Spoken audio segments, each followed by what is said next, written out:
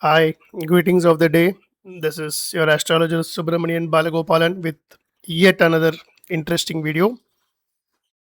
Hope you're all geared up to enjoy your weekend.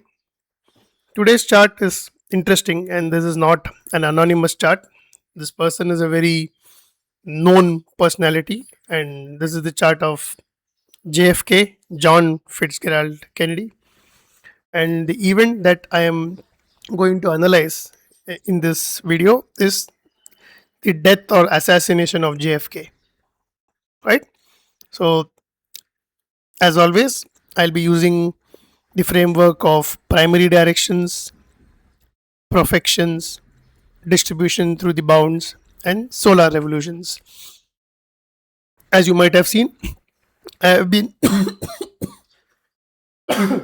excuse me, sorry, I've been using this framework consistently to delineate different kinds of events, right? So, let's look at the charts. So on the left hand side, you have the radix chart or natal chart of JFK, and on the right hand side, you have the most recent solar return chart because he died on I think on November 22nd, 1963. So the most recent solar return chart is that of May 1963 because it's always the chart of your birthday, pretty much when the sun returns back to its natal position, right? So now let us look at the primary directions and the bounds that are involved. See, the basic thing is typically when you have such tragic incidents, unfortunate incidents, then Saturn or Mars or Saturn and Mars will pretty much be involved. Take it from me. It is highly unlikely that you do not have any kind of malefic influences and still end up experiencing an extremely unfortunate or a tragic event. This is based on my observation, and I am sure to some extent you guys would agree to it. That said, now let us look at the primary directions around that time, right? So, as I mentioned, he died around November 1963, but see some interesting observations, right? The moon was directed to the terms of Saturn in Libra, right? So, moon to the terms of Saturn. The sun was directed to the terms of Saturn in Gemini. So, sun was directed to the terms of Saturn. Okay. The ascendant was directed to the terms of Mars in Scorpio. So, ascendant terms of Mars. See the beauty. The luminaries, both the luminaries, sun and the moon, are in the terms of malefic Saturn. Ascendant is in the terms of malefic Mars. So, out of four significators, three significators are already in terms of malefic planet. So, the themes are not very helpful, right? So, you got both the luminaries in the terms of Saturn, obviously. So, Saturn becomes an important chronocrator, an important time lord at this juncture, right? And you also have the ascendant directed to the terms of Mars, right?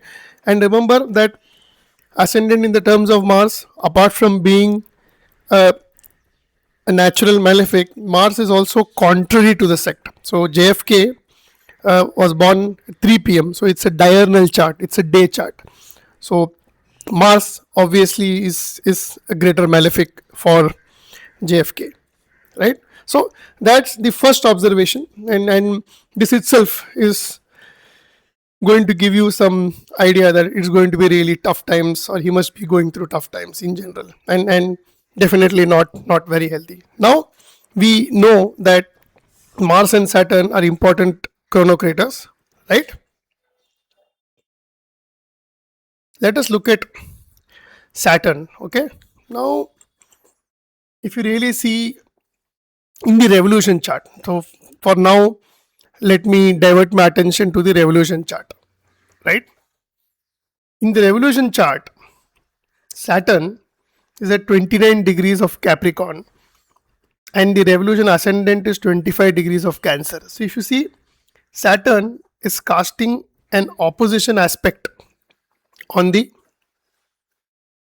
solar return ascendant or the revolution ascendant. So Saturn is casting an opposition aspect on the solar return ascendant, right? And when you say ascendant, it's the first house.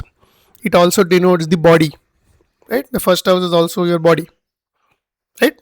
So malefic Saturn casting an opposition on the body of the person. So yes, bodily harm is a possibility. Let's not stop there. Going by now let us look at the concept of perfections. So JFK was born in 1917 and we are looking at 1963, right? Right.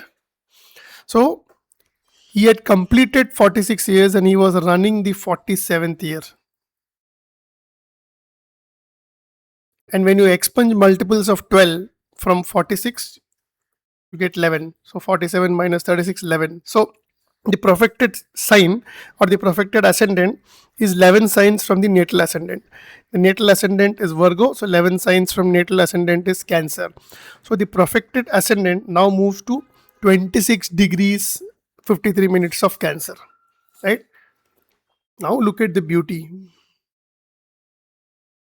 If I plot 26 degrees of Cancer, it again falls here. The perfected ascendant is again almost very close to the solar return ascendant. So the same Saturn, right?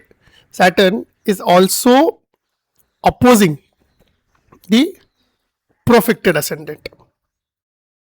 So revolution Saturn is not only opposing or casting an opposition on the solar return, on the solar return ascendant, it is also casting an opposition on the perfected ascendant. So look at how strongly the first house is involved. Saturn opposing the revolution ascendant, which is body. Saturn opposing the perfected ascendant, which is again the first house, bodily harm, right? And let's not stop there. If you think this is like too much, also remember that Saturn is the natal sixth lord. Sixth lord is also injury, illness, lot of things, right? So Saturn casting an opposition on the perfected ascendant as well as the solar return ascendant is like this. It's the sixth lord, so it's the sixth lord impact, sixth house lord impact. Okay, let's not stop there. Let me go one step further. If you see in the revolution chart, Mercury is actually applying to a square with Saturn. So Mercury is 28 degrees of Aries, Saturn is 29 degrees of Capricorn. So Mercury is actually applying to a strong square aspect with Saturn, right? And now, what is Mercury? Mercury is the first lord, the natal lord, again body. So the first lord, the ascendant lord is applying to a square aspect of Saturn, and Saturn is the natal sixth lord. Taking this one step forward, right? We saw that now the perfected ascendant is Cancer. So Saturn also is the perfected eighth lord because the perfected ascendant is Cancer. Perfected second lord is Leo, third lord is Virgo, fourth lord is Libra, fifth lord is Scorpio, sixth lord is Jupiter, seventh lord is Saturn, and eighth lord is Saturn. So Saturn is the perfected eighth lord as well. So sixth lord, eighth lord, opposition to perfected ascendant, opposition to solar return ascendant, and also square aspect with the natal ascendant lord. Right? That's how, this is enough proof that he's screwed. Right? And also look at the fact, as I said, the ascendant is directed to the terms of Mars in Scorpio, right? Now, where is Mars? If you see in the revolution chart, Mars is again in the first house. Mars is again in the ascendant. So again, Mars is the significator of injury, blood, bodily harm. So you have both the malefics involved in influencing the first house, right? Right? See the beauty of the analysis part. And apart from that, anything else that you would want to see? Okay, I mean, these are all additional points, brownie points, as I see it. See, again, if you see around February 1963, the moon was directed to a square of Saturn, right? And moon also signifies body. So the moon, the body, is again directed to a square of Saturn. So another confirmatory point. A lot of Saturnian influence, right? And also the fact that Saturn retains the ownership of the natal sixth house, so sixth lord, as well as in this particular year it happens to be the profected eighth lord, so sixth lord, eighth lord, right? Again, since the profected ascendant is now 26 degrees of Cancer, moon becomes the lord of the year. And if you see, moon is conjunct natal 12th house, right? Exit. One more point. So, I mean, you can go on and on, but I said, what I wanted to bring to your notice is, this simple concept that how malefic influence will predominate, when such unfortunate events happen. And one more quick point, right? If you really see, the ascendant was directed to the terms of Mars in Scorpio, and that was roughly around 3 degrees of Scorpio. And if I plot 3 degrees of Scorpio here, right, roughly around 3 degrees of Scorpio, this is the directed ascendant, right? I would say this is the directed ascendant.